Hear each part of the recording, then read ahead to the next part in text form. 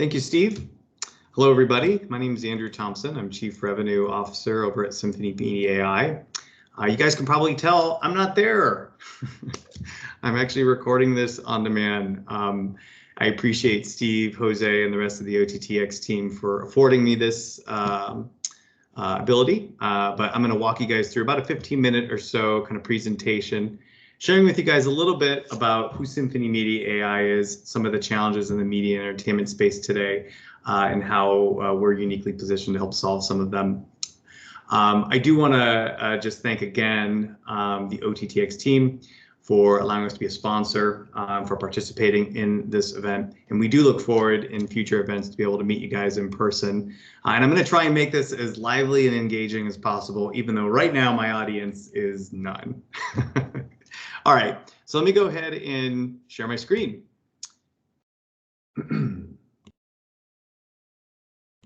Okay. All right, so you guys should be able to see my screen now. I'm going to start by just giving you a little overview on who Symphony MediaAI is. For many of you, you're probably just trying to get to know us and understand who we are and what we do. So we have been providing revenue optimization services for the media and entertainment space for over 30 years now. We were founded in 1990. Primarily, we got our start as providing audit services. If you think of the kind of content licensing workflow, we provided some resources and SaaS tools to ensure compliancy, with all of our clients' licensing agreements. Share a little bit of the scope and the size of that business for us. Last year we reviewed over 4,000 different distribution agreements. On top of that, we processed roughly about $28 billion worth of our clients' revenue. We analyzed that. About 15 years ago, we transitioned from audit to revenue management.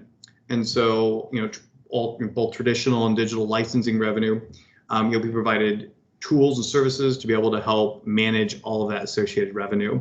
That's spread out across 100 million plus subscribers. And I think I mentioned a moment ago, was roughly around $8 billion in revenue that we processed last year.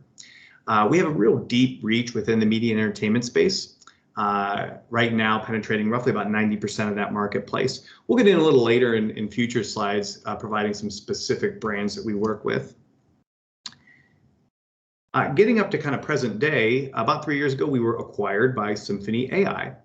For those of you that don't know who Symphony AI is, it's a private equity firm ran by Ramesh Wadhwani, who is a huge believer in artificial intelligence. So about 10 years ago, he and his organization went out and acquired AI tech stack out of the Stanford Tech Lab.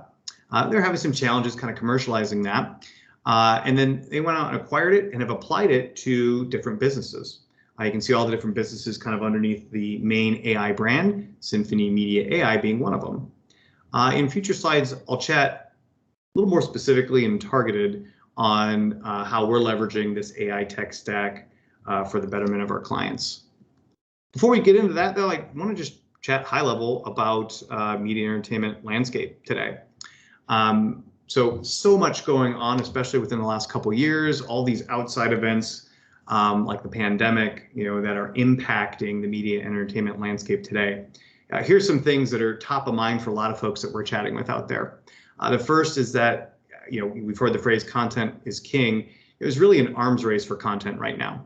We're seeing tech companies, a lot of other M&A happening right now to try and bolster folks' libraries to try and gravitate and grab as many eyeballs as possible out there. We're also seeing new business revenue models approaching, like premium video on demand. We're seeing a very decrease in theatrical revenue consumption for a lot of studios and folks that are producing cinematic content.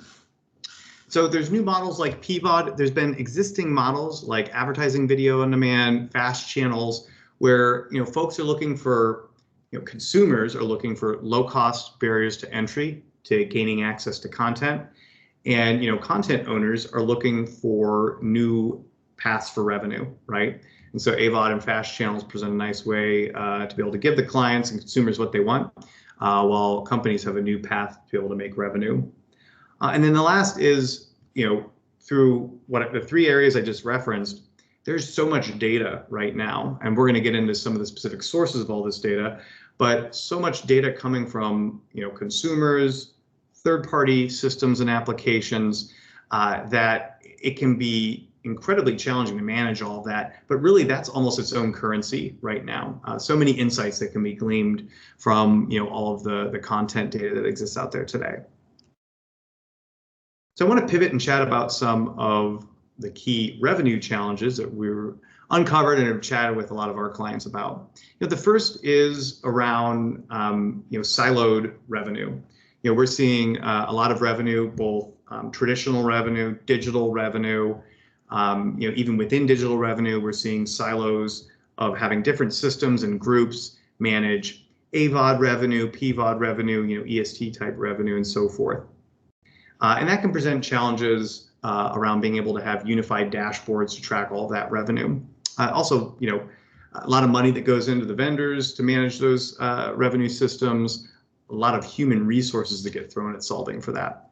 On that note, there's a ton of manual processes, right, in place to help solve for a lot of, that siloed revenue challenge I just mentioned. Today we're seeing if companies try and create internal processes and systems to be able to track, for instance, all of the digital revenues that they're receiving from their AVOD, SVOD, EST distribution partners. It can take 6 to 12 months to create a in-house kind of data normalization process where you've got workflows via Excel. As new data reports come in, all that's being processed by FTEs.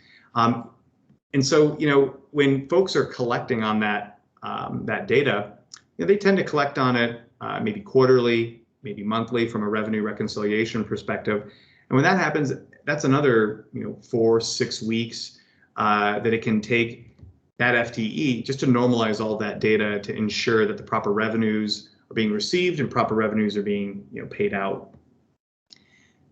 That's just one example of obviously one of the manual processes in place there.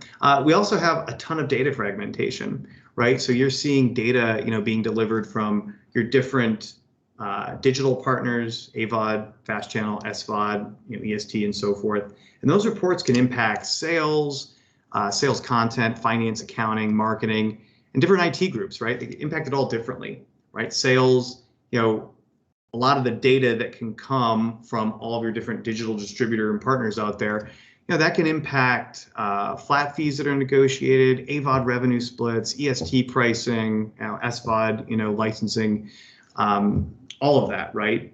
But being able to understand, potentially in like real time, what that consumption data is can really help with understanding, their most popular content, how they can schedule that popular content to maximize ad revenues on fast channels and so forth. So I want to chat a little bit about our Revidia platform. We have multiple different solutions out there in the marketplace to be able to solve for some of those unique challenges that we just defined. We've got a revenue management system, forecasting solution, agreement management solution, and then content insights that kind of sits on top of all of that. You can see on the bottom part of this screen, you have all of these data sources, right, where all of this data is kind of coming from. I do want to speak kind of specifically on this slide, though, about our AI capabilities. So this AI tech stack, it's unsupervised. It's successfully been applied to the financial technology space, retail space, med tech, manufacturing, as well as media and entertainment. Some examples of this, within the fintech space, this AI tech stack, it analyzed over 600 million data rows across 6 different data centers and identified 50 anomalous threats, right, that company was able to go and diffuse. Within the media and entertainment space, a great example is content insights. We were able to look at providing a content valuation index for a client that had over 90,000 content assets. That valuation index was able to help them make more informed decisions on type of content they were licensing, the type of content that they were creating. We'll dig specifically into the solutions that this Revidia platform kind of powers in a later slide. But now I want to focus on kind of two areas that might be near and dear to a lot of folks' hearts within the OTTX Summit. The first is around data normalization. So I mentioned all those data sources, right, that are coming in. And there can be, I mean, literally dozens upon dozens, hundreds of different data sources, right? So in order to enable the content acquisition team to make appropriate decisions on the type of content they're creating or acquiring, in order for finance and accounting to be able to ensure that they have the right royalty processing and ensure that they're in compliance with their agreements and receiving the revenue volumes that they should be. All of the data that comes from your AVOD, SVOD, and EST platforms like Roku, IMDb, Prime Video, your FAST channel, your AVOD creation platforms like Amagi and Whirl, your VOD app channel creation players out there like Otera, and your ad providers, right? Your ad spot kind of data insight specialists like Publica. All of these folks are giving data to you guys in different varying degrees of frequencies with different volumes of data in different formats. And so, folks are tackling being able to take all that data in and make sense of it a lot of different ways. A lot of it is being done manually right now, right? So being done via Excel sheets, being done, by live humans. And that can take just a very long time to actually be able to digest and process all of that information. And so, data normalization can, take literally, instead of it being days and weeks to be able to get data back and normalized, it can take minutes to hours, right? It also helps automate a lot of this, what was previously manual process. And it feeds insights into a lot of different business groups. Those insights kind of come right with around content insights. And I think this is really critical because, being able to take all that data, being able to potentially layer in like third-party data, social data, maybe to fill in gaps that some of your platforms and partners, didn't provide you. Being able to take all of that data and glean insights into obviously your most popular content, but going even a step further than that, right? And being able to break your subscribers down to different persona profiles and groups, being able to understand the content valuation of all of your entire content asset library across those different groups, it can be incredibly impactful to understand that in real time, to be able to influence the type of content you're creating, the type of content you're licensing, how you are scheduling your content across your different AVOD and FAST channels in order to be able to maximize your ad revenues, by, in theory, scheduling your most popular content during primetime, viewer consumption hours.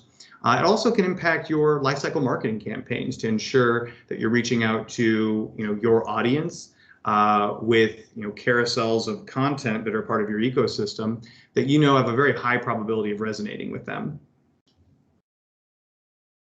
So I'll transition now and share a little bit about our solution summary, specifically getting deeper into our Revidia platform. And so at a high level, right, when you think of the content licensing workflow, we provide services around, first and foremost, validating that those agreements are in compliance, right? Both the content owner and the content receiver. And we have a ton of practical experience with that.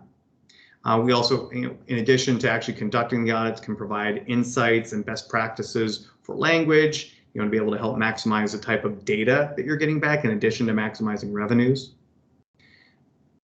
You think of that next kind of stage in that licensing workflow. Well, now it comes to how we're actually managing that revenue, both accounts receivable and accounts payable.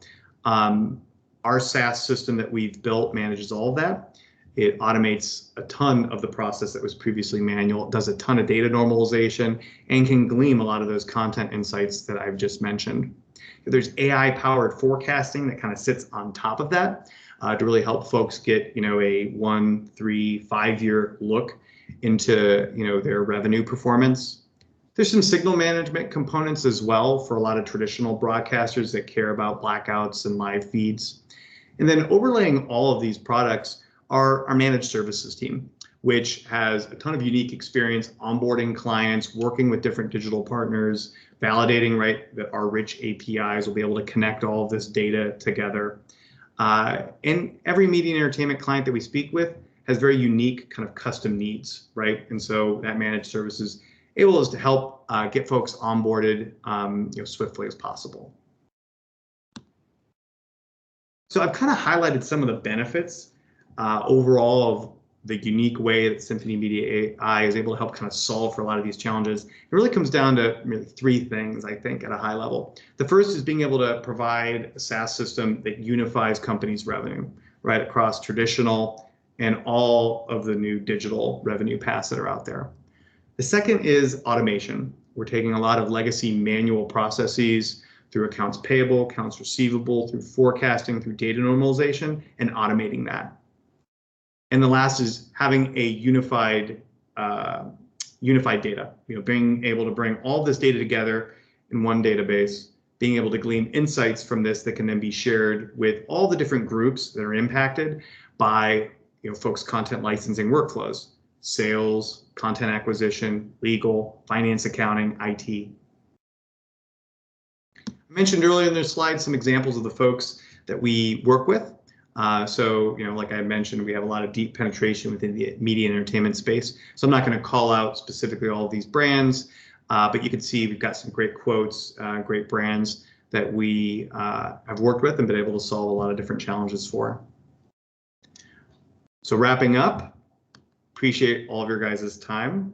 Again, thank you to Steve, Jose, the OTTX team for allowing me to present, this kind of shortened demonstration preview for you guys. If anyone has any additional interest out there in learning a little bit more about Symphony MediaAI, you can click on the symphonymediaai.com demo link. We can reach out to you and schedule that, or you can simply reach out to me directly. We've got the info@symphonymedia.com email alias up there. My direct email address is athompson@symphonymedia.com. And you guys are all welcome to reach out to continue a conversation if you'd like. With that, I hope you guys all have a wonderful OTTX Summit, and thank you again for letting me present today. Bye.